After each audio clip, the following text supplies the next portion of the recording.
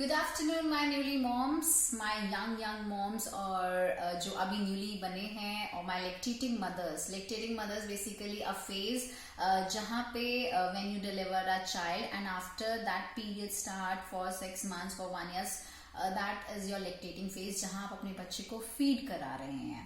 So today we'll be discussing about that phase and what you should take in your diet to improve your health, to take care about your health. क्योंकि obviously you have delivered a child either through a normal delivery or through a C-section. Overall is कि आपकी health पे impact पड़ा है. So we will be talking about this today. First of all, if we talk about lactation, so first and most important comes is your breastfeeding. Though it's completely a personal choice कि आपको breastfeed कराना है या नहीं, but according to me as a dietitian, as a health care, I'll guide you कि आप breastfeed कराएं if you are capable, because that not only improve your child's health, it will improve his immunity. उसको infection से बचाएगा. Ear infection हुआ, allergic infection हुआ, even it will boost his immunity. Protein जो natural vitamins वगैरह होते हैं वो उसको उसके थ्रू मिलेंगे. But other than this वो आपकी भी health को improve करता है breast feeding. बट अगर आप ये सोचें कि ब्रेस्ट फीडिंग करने से मेरा वेट लॉस होगा, so you are going wrong. It is not like that. Second thing कि ब्रेस्ट फीडिंग अगर आप कर रहे हैं तो at that time you need rest as well. So it is up to you and your family members को भी आपका इस चीज का ध्यान रखना होगा कि if you are feeding your child in night और इन आफ्टरनून, सो जो भी अदर एक्टिविटीज हैं, आस्क योर पार्टनर और your family members to do that work. It could be आपके बच्चे को हैंडल करना, या उसको नैपीज चेंज करना, या उसको कुछ भी जो भी उसका वर्क है, that your family members need to. And breast feeding for 6 months it means कि उसमें ना पानी देना है ऊपर से, ना कोई फॉर्मूला मिल्क देना है, ना कुछ और देना है. Breast feeding means completely child will depend on mothers milk. Second thing will come to is कि आपको सेकेंड चीज की किसकी जरूरत है इस टाइम पे इज योर गैलेक्टोगॉग्स. मीन्स जो फूड्स हमारा मिल्क प्रोडक्शन बढ़ाते हैं. यस, गैलेक्टोगॉग्स आर द फूड्स जो हमारा मिल्क प्रोडक्शन बढ़ाते हैं. चाहे आप इसको दादी नानी का ले लीजिए, या जो हमारा चला आ रहा है that is could be your सौंठ लड्डू, कुड बी योर गोंद का लड्डू, कुड बी योर अजवाइन खजूर का लड्डू, या पंजीरी जो हम ड्राई फ्रूट्स की पंजीरी खाते हैं, उसे हम सांदा भी बोलते हैं कई जगह, या देयर आर लॉट वेराइटीज. तिल की आप प्रिपरेशन ले सकते हैं.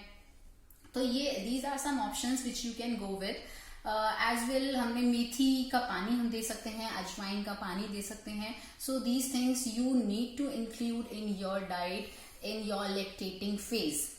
One more thing, I heard कि गोंद का Laddu, if you have delivered a baby boy then आप गोंद नहीं खा सकते हो. So please, it's a myth कि अगर आपने बेबी बॉय डिलीवर किया है तो आप गोंद का लड्डू नहीं खा सकते. It is not like that. सीधी बात है, आपने बेबी बॉय डिलीवर किया है या बेबी गर्ल डिलीवर किया है, you have delivered a child. You need gond, you need methi, you need ajwain, जो भी है आपको सब चाहिए at this time. These are rich in lot of micro nutrients. Fibres बहुत होता है इनमें, प्रोटीन बहुत होता है, एज वेल आपके विटामिन्स बहुत होते हैं. मैं स्पेसिफिकली मेंशन नहीं कर रही हूँ, but all you know is कि आपको ये लेना है. सेकेंड थिंग इज कि मिल्क भी आपको लेना है. एक हम दलिया हम ले सकते हैं, दैट इज ब्रोकन व्हीट, आप वो ले सकते हैं. मिल्क आपको लेना है अपनी डाइट में. इन चीजों की जो आपकी रिक्वायरमेंट है उसको कहीं भी कम नहीं कीजिए. You have to take.